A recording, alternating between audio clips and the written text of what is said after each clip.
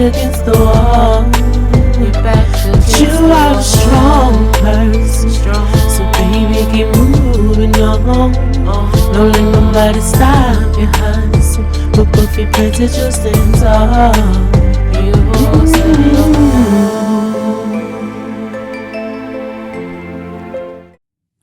Hello everybody, and thank you for joining me here on LAVI Program for another video. My name is Lavender. I am your virtual life coach, and here on this channel we are manifesting realities one change at a time. So today's topic is going to be about personal boundaries. Yeah, I know I got my prompts, so if you see me veering away, I'm looking at my prompts. Alright y'all, so let's get into it. So what are personal boundaries? So personal boundaries are the limits and rules we set for ourselves within relationships.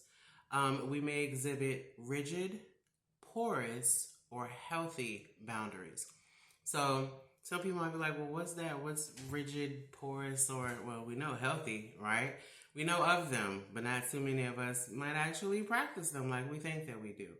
So rigid boundaries can include things like avoids intimacy in close relationships, unlikely to ask for help, has few close relationships, very protective of personal information and details, may seem detached even with romantic partners, and may keep others at a distance to avoid the possibility of rejection.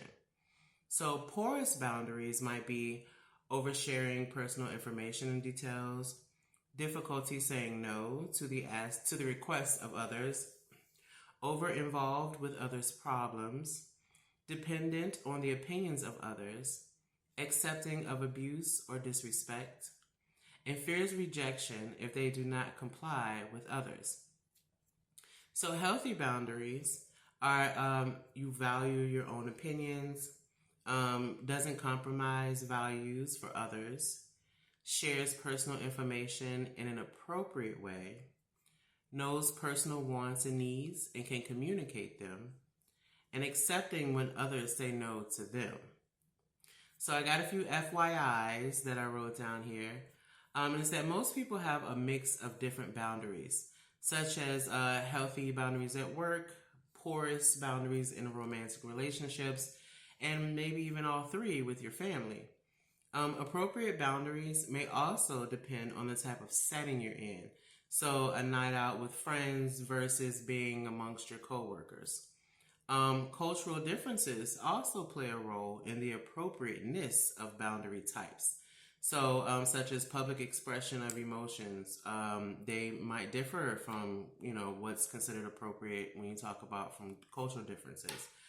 Even down to attire choices, what you can or cannot wear, what's appropriate for male or female, what you can and can't show or have disclosed to others. That might not be suitable for all cultures. All right, so next we're going to talk about types of boundaries. So here I have 6 different types of boundaries that are listed. And most of the time people think about boundaries, they think about your physical boundaries like personal space. And that is one of the boundaries, yes, but there are more. So the first one we're going to discuss is the one everybody knows, physical boundaries. So physical boundaries refer to personal space and physical touch. They may be violated if someone touches you when you don't want them to, or when they invade your personal space, such as like rummaging through your bedroom. So those can be, boundaries, physical boundaries. So intellectual boundaries refer to thoughts and ideas. So these type of boundaries may be violated when someone dismisses or belittles another person's thoughts or ideas.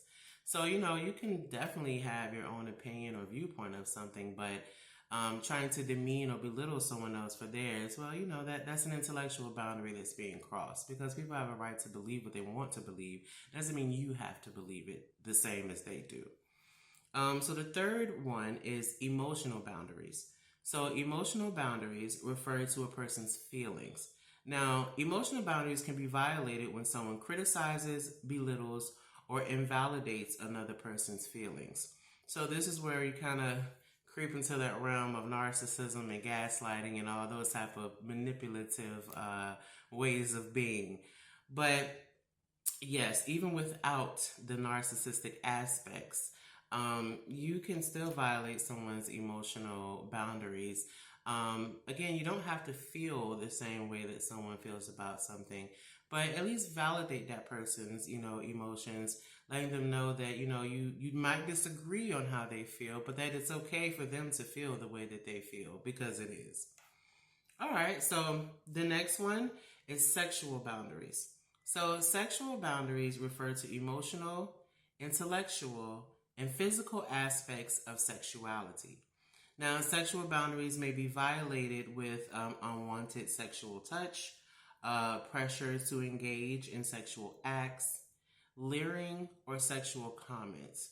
So, something that, this kind of makes me think about is like if you're in a workplace and maybe someone walks up to you and says a joke involving some type of sexual content or intent. That could be a sexual boundary, because it might be acceptable for someone who's single, and then even then maybe it may not be, but then if someone who's involved with someone, I might not see that too highly.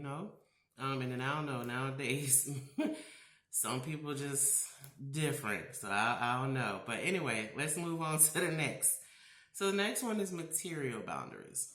So material boundaries refer to money and possessions. Material boundaries may be violated when someone steals or damages another person's possessions, or when they pressure them to give or lend them their possessions.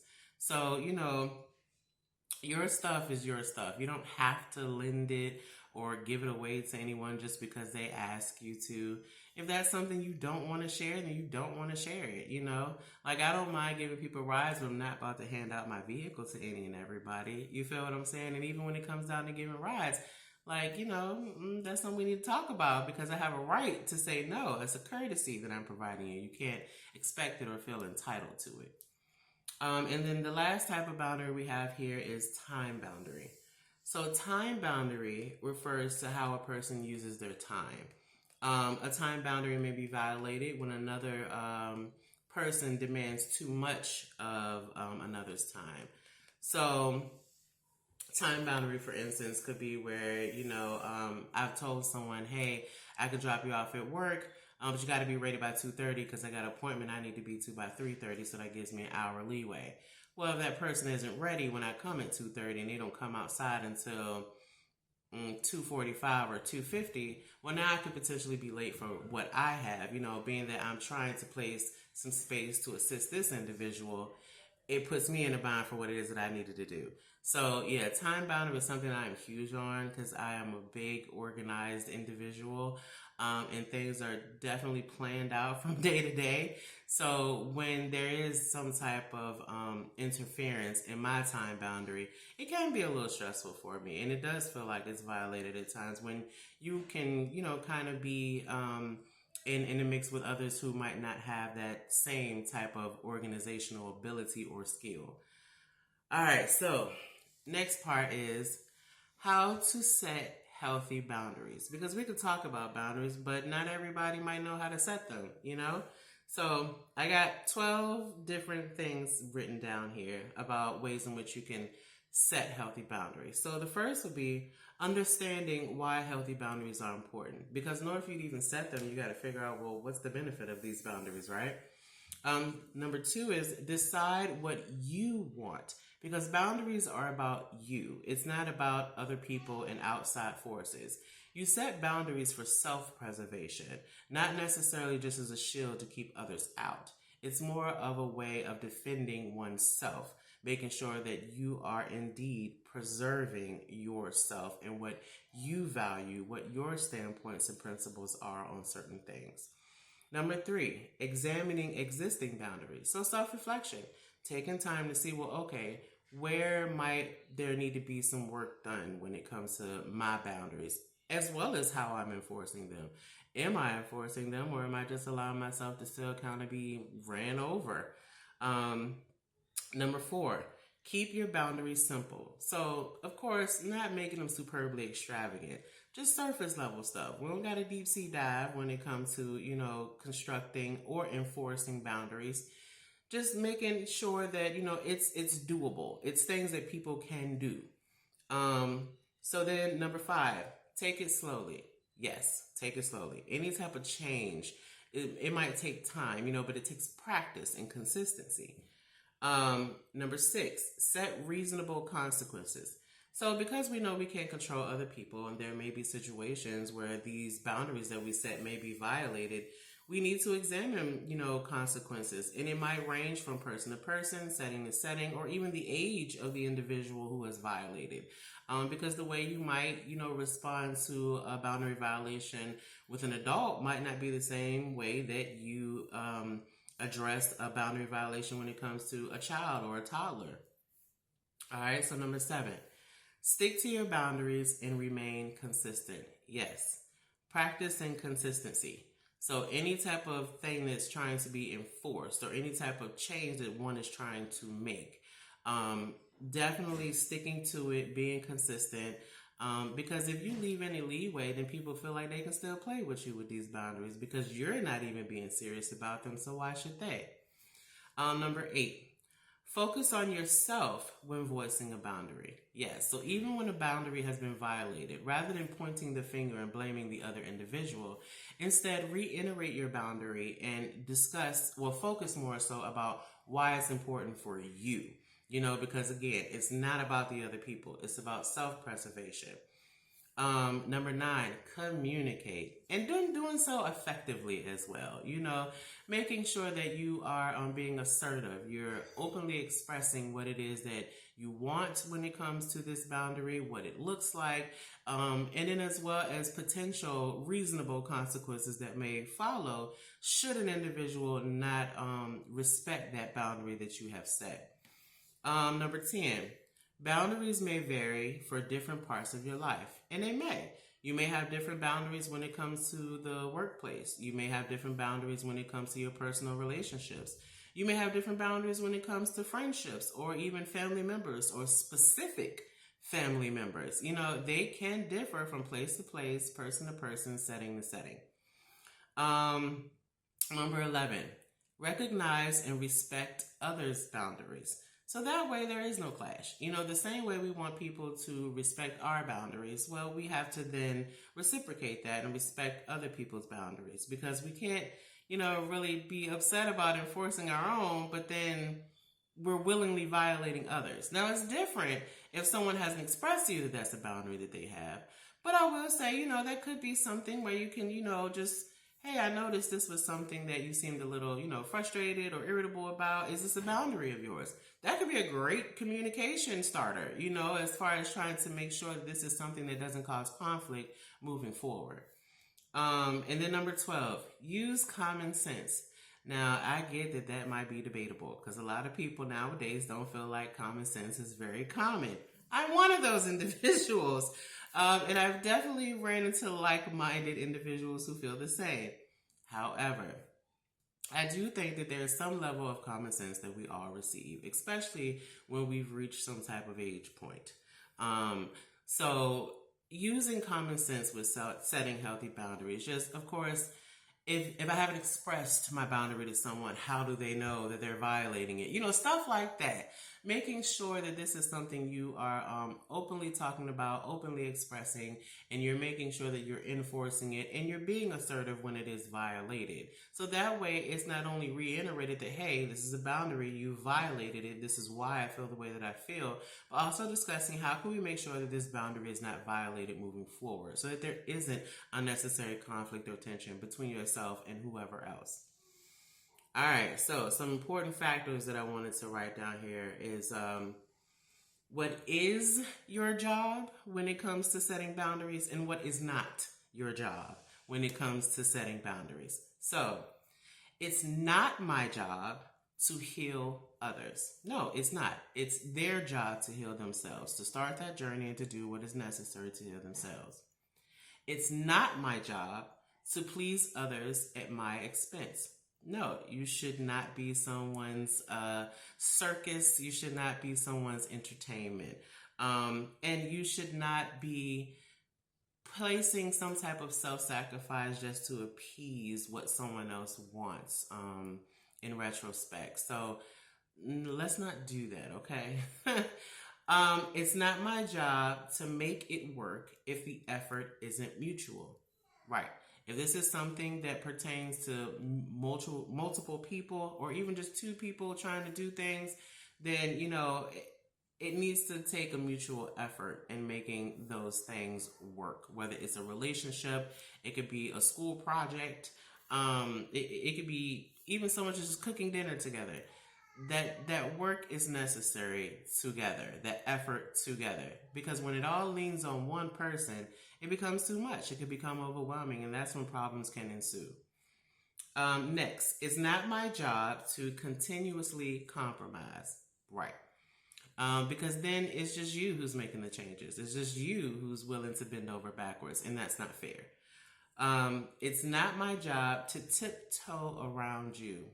Not at all. If there's a problem, let's talk about it. If there's a boundary I violated, let's talk about it. If there's something that you need to bring up that maybe I just don't know nothing about, let's talk about it. Let's not hold it in, because that elephant's going to get too big for that room, and at some point, it's going to sound off. All right? It's not my job to anticipate your needs. Exactly. Talk about it. Communicate it. Open your mouth. Let's make sure that we are addressing these things the way in which we should, to make sure there is some type of mutual understanding between individuals. And if you're someone who does not speak, because there are nonverbal individuals out here, however you communicate with individuals, with other people, then we need to utilize that way of communication to relay our feelings, emotions, and maybe concerns to others. So that way we can address the issue and move forward accordingly without creating some type of unnecessary or really unwarranted tension that just doesn't need to be there. And then lastly, it's not my job to change myself to your liking. Yes, I think this is major. This is a big boundary that I think people need to set for themselves in self-preservation. Because I think a lot of individuals, especially when we get into the kind of topic of like romantic relationships, it's not uncommon for people to get into relationships with individuals who do not suit or meet their needs, things that they're looking for. But yet, these individuals might try to change or upgrade the other individual. Now, granted, we can always learn things from people, but to just want to change me altogether, that's not fair. That's not liking the person for who they are, and that's not really showing much respect for that individual as well. Allow people to be who they are and act accordingly. If that does not suit you, and that is not something that you are willing to continue, even after you've expressed that, hey, this is problematic for me, if that person's not willing to change, well, then you still have options. You can either stay put or you can go on about your business. I mean, it might not be options that you prefer, but we're always given options to choose from in every situation. They may not always be something that we like, but they are present. All right, so that's the stuff about it's not my job to do. Now let's go into what is my job. So it is my job to heal myself. Yes, it is definitely our job to heal ourselves. It is my job to listen to my needs and my desires.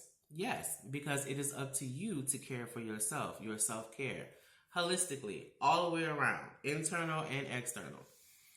It is my job to respect myself and my time. Yes, it is. And sometimes setting boundaries is what can rest assured that those things are met accordingly, that those needs are met accordingly for yourself. It is my job to be my true, authentic self. Yes, unapologetically AF. Seriously, it is definitely your job to be your true, authentic self. Not becoming someone else just to appease someone else. If it ain't you, it ain't you. And if that doesn't mesh well with whoever these other individuals are, that's okay. It's okay to part ways. It's all right. It is my job to set healthy boundaries that protect my energy. Yes, set healthy boundaries to protect your energy. Boundaries are to protect self. It is for self-preservation, not for other people. It is my job to leave when I'm not being valued. Just said that. Might not be an option that you prefer, but it is an option. It is my job to say no when it's not in alignment. Yes, no is a complete sentence. It does not require elaboration, explanation. Now, if someone gives you the courtesy of giving you that additional information, then again, that's a courtesy. Just because you ask why someone said no does not mean that you are now entitled to an explanation. They said no. The answer is no. It is my job to be mindful with my yes. It is definitely your job to be mindful with your yes. If we do not stop and think about what is best for us, even when we are trying to address or meet someone else's request, then we are only making ourselves out to basically be like robotic in some essence, but you are a living, breathing organism, so be mindful with your yeses and be respectful of no's. All right, so we got some discussions down here, y'all. Let me pull my prompt down so I can get to them.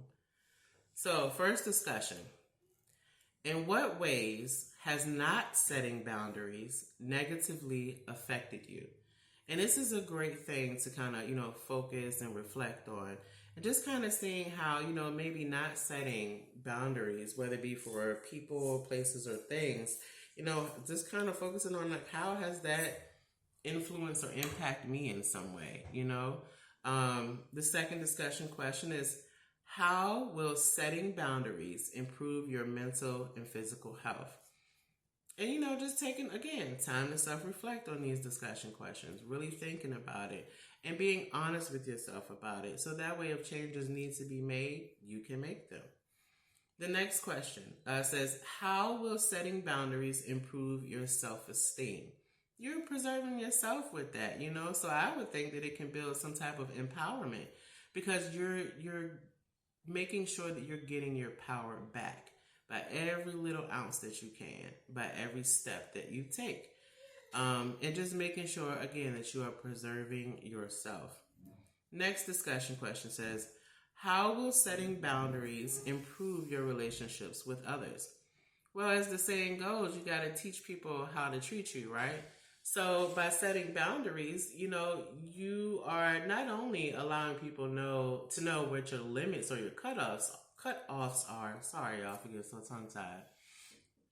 Not only are you letting people know your limits and what your cutoffs are, you're also making sure that you're being true to yourself, true to your values, your principles, what you do and don't want within your life or within your personal experiences.